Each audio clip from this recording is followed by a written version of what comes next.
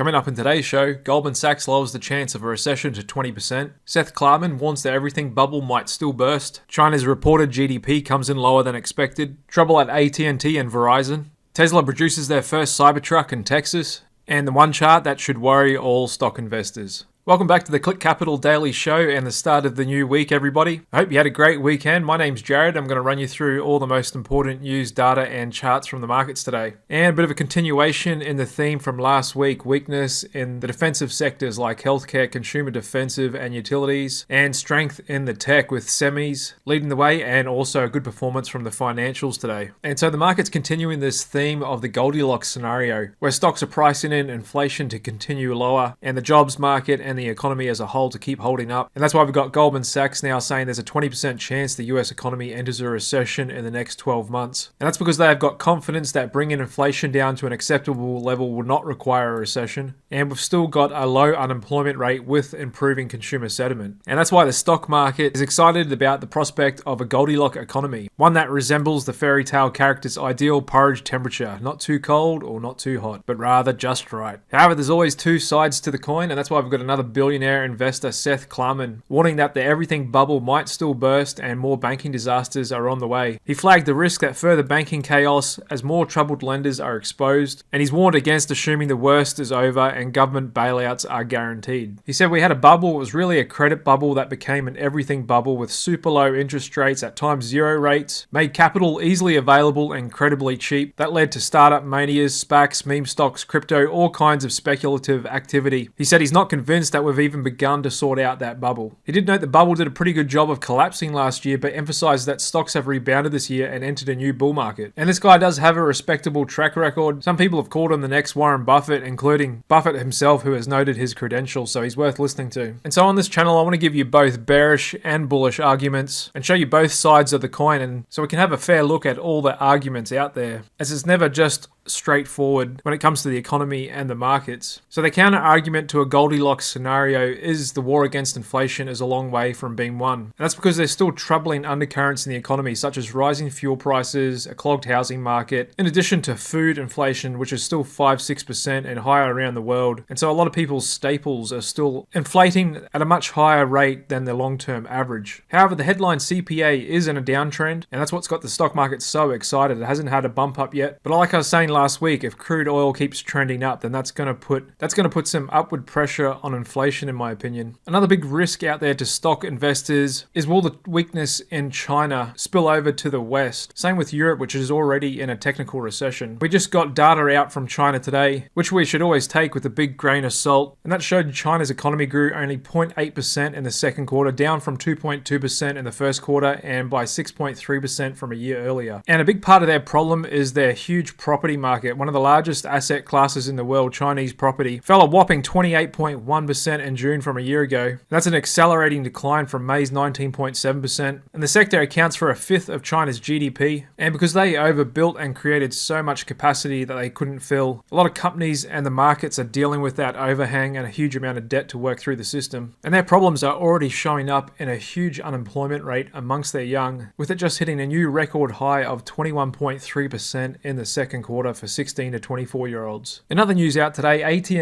and Verizon stocks plunge on the back of a Wall Street Journal report that the telecom giant's historical use of lead-covered cables is contaminating many parts of the country. So now the market's pricing in the threat of legal action and cleanup costs that could spill out for many years. And here's a look at a long-term chart of AT&T with 3-month candles. You can see the price now at $13.50 is same level it was trading exactly 30 years ago, back in 1993. Verizon's not so bad, but still back at levels not seen since 2010. However, they may be getting down to levels where big investors may have good reason to start getting interested. And Verizon, for one, is still a cash flow positive machine. And our stock fair value indicator's got fair value at $56 a share, and AT&T 53% undervalued at $29 a share. And so yes, while they've got troubles with these lead cables, the businesses will survive. And I think the valuation on Verizon may be starting to get a little interesting here. And this is a stock, if we keep going lower into the 20s, I could see someone like like Buffett and Berkshire Hathaway investing. This is the type of old economy stock that just pays dividends year after year that Buffett typically likes, and at these valuations, now approaching 100 billion market cap on Verizon, already trading less than its annual sales, could be a reason for big investors to start having a really good look at this stock.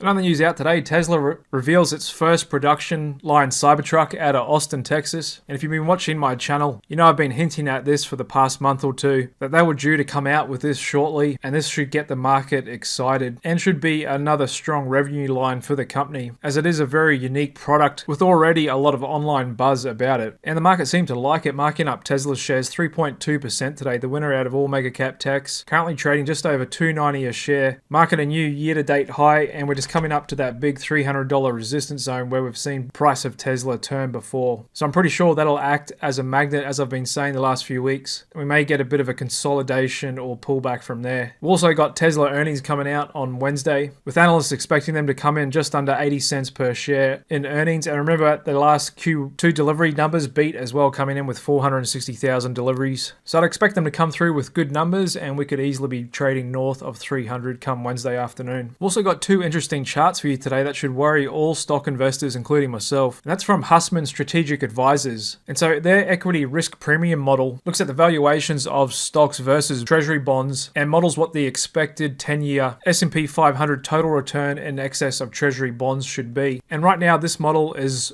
showing one of the worst readings ever at a negative 7.2% estimated 10-year total return in excess of treasury bonds going forward from where we are now. And that's better illustrated with this chart here. Instead of the dot plot, they've got this dotted orange line which shows the estimated S&P level consistent with a 0% risk premium over treasuries. Then the blue dash line, which is a level consistent with a 5% risk premium.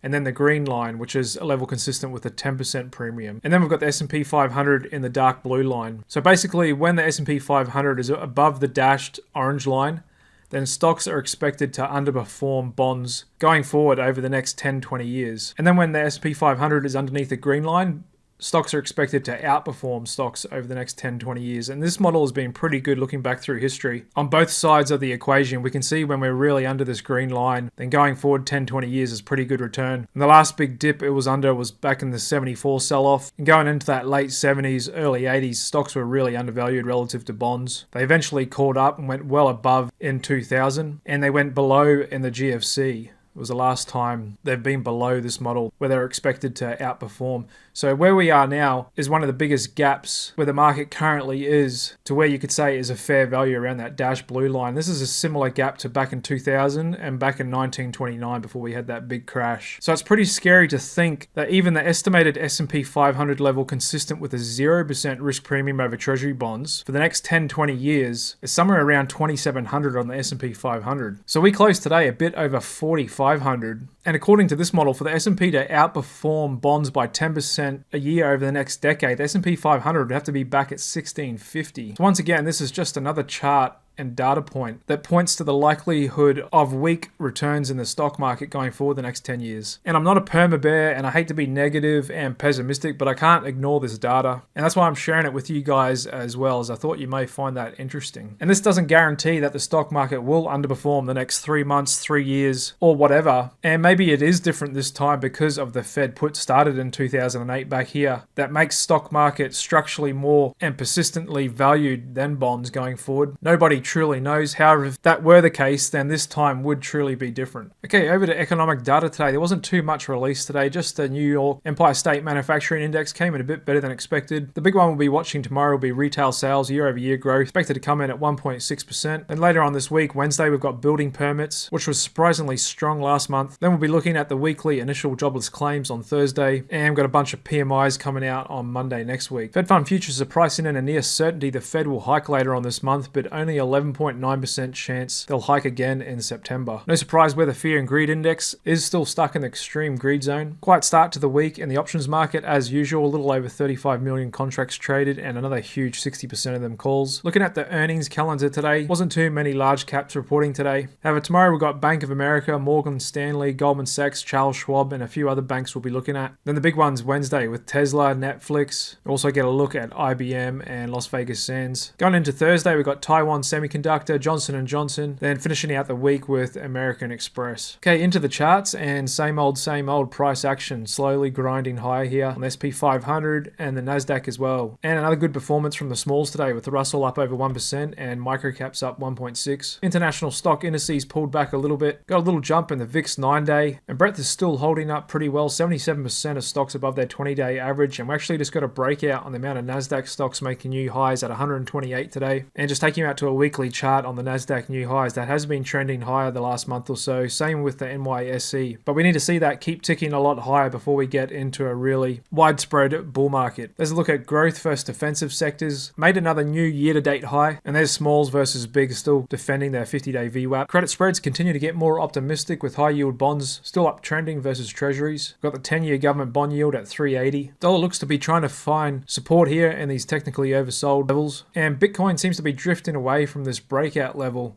Keeps getting rejected above 31,000 a coin, then keeps finding a bid below 30,000 a coin. So it seems to be a real struggle between the bulls and bears here. And it's kind of hard to say which way we go from here. We do have a bit of a divergence on the DSI. However, there is a strong fundamental reason why it could break out if the SEC does approve BlackRock, Fidelity, and others for a new spot Bitcoin ETF. And maybe the market's just waiting for some more confirmation on that before moving. A little bit of a pullback today in commodities from their overbought level last week. Same deal in crude. And over to stock sectors, mostly green across the board, with a bit of red in the defensive stuff like healthcare, staples, and utilities. And there's a look at the old economy sectors like industrials continuing to trade well, along with the transports. Financials are holding up okay, and some of the strongest sectors out there are semiconductors, sitting very close to all-time highs, and home builders as well, continuing to tick higher. There's a look at JP Morgan after we got that earnings beat on Friday, and we found new year-to-date highs today, just under 154 a share, and it looks like this resistance zone has been clearly breached now, and that should act as support if we do get a pullback from here. Otherwise, I think this thing's got legs. A lot of the financials and energy names are still the best value out there, and I wouldn't be surprised if JP Morgan finds new all-time highs this year above 172 a share. Got another good move up in Apple today as this tight parabolic uptrend persists, and we're just a few ticks away from all-time highs here. Same deal with Microsoft. Little bump up in NVDA, and I wouldn't be surprised if we hit 500 a share this week, and Tesla as well. I'd expect to be hitting 300 a share this week, and the others continue to do well as well, like Netflix. Overall, pretty good day for meme stocks, mostly green out there, and we can just see in the price action at a lot of these meme stocks that optimism is coming back to the market, and some of the most beaten down stocks are coming back to life. There's a quick look at Bank of America going into earnings tomorrow. We also had Citigroup from Friday and Wells as well. Both had a bump up today, and we've got Charles Schwab coming up tomorrow as well. Okay, that pretty much wraps it up for this Monday to start the week off. And so the big focus of the market now will be Q2 earnings season that we're just starting to get into. So far, so good with the banks. I'd expect Bank of America, Morgan Stanley, and Goldman Sachs to come out tomorrow with good numbers. Same with Tesla on Wednesday. Then we'll really get into the thick of it next week with the rest of the market. Also got those retail sales tomorrow. So if the market continues to see signs of inflation trending down, and companies beat on their earnings, so far the estimate for this entire Q2 season is for earnings to be down 7% year over year. So if that were to come in on average a bit better than that, 5-4%, then the market should continue rallying, as there is a lot of strong persistent momentum out there. And just looking at the weekly chart of the S&P 500, until we get that nasty surprise out of nowhere, we could easily keep tracking up and potentially hit new all-time highs this year, just above 4,800 up here.